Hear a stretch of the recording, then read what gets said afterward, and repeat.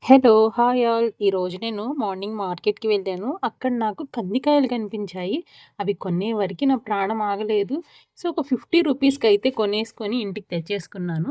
అవి ఇంటికి తెచ్చాక అందులో ఎండిపోయిన కాయలు, ఆకులు ఉన్నాయి. అవన్నీ ఏరి పక్కన పడేశాను. తర్వాత మనం వాష్ చేసుకోవాలనమాట. బాగా కందికాయల్ని వాష్ చేసేసుకోవాలి. అందులో పురుగు అవన్నీ ఉంటాయన్నమాట. డస్ట్, దుమ్ము. ఇలా వాష్ చేసేసుకున్న కందికాయల్ని నేనైతే కుక్కర్‌లో వేసేసుకున్నాను. కుక్కర్‌లో వేసేసుకొని కొన్ని వాటర్ అయితే పట్టాననమాట. Tap water. మీరైతే ఒక 2 గ్లాసెస్ ఆఫ్ వాటర్ అనేది యాడ్ చేసేసుకుంటే సరిపోతుంది. వాటర్ యాడ్ చేసేసుకున్నాక 1 ½ టేబుల్ స్పూన్ సాల్ట్ అనేది యాడ్ చేసేసుకోవాలి. ఇంక తర్వాత కుక్కర్ లిడ్ అనేది పెట్టేసేయి. ఒక 5-6 విజిల్స్ వచ్చే వరకి కందికాయల్ని ఉడకనివ్వాలనమాట.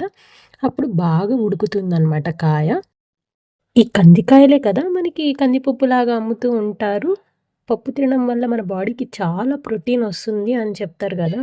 సో, ఈ కందికాయలు తినడం వల్ల కూడా మన బాడీకి చాలా ప్రోటీన్ అండ్ విటమిన్స్ కూడా వస్తాయన్నమాట. పిల్లలకి స్నాక్స్‌లా చేసిస్తే చాలా బావుంటుంది. నాకైతే ఈ కందికాయలనేవి చాలా ఇష్టం అనమాట. బేసిక్‌గా ఇవి విలేజెస్‌లో దొరుకుతూ ఉంటాయి. సో, మాకు కూడా చాలా ప్లాంట్స్ ఉన్నాయి, దొరుకుతాయి. నేనే వెళ్లి కోసుకోవాలని చాలా సార్లు ట్రై చేశాను. బట్ ఆ ప్లాంట్స్ దగ్గర ఏంటి అంటే కందిరీగలు, తేనెటీగలు ఉంటాయన్నమాట. అవి కుడితే ఇంక అంతే పనైపోతుంది. అందుకు నేనెప్పుడు ట్రీస్ దగ్గరికి వెళ్ళననమాట. ఇంకా కందికాయలు ఉడికినయా లేదా అని చూస్తున్నాననమాట. సో, బాగా ఉడికితే విత్తనం అనేది మెత్తంగా ఉంటుంది. మీరు కూడా ట్రై చేయండి. ఖచ్చితంగా చాలా బావుంటది. ఇంకా అంతే ఫ్రెండ్స్. బాయ్.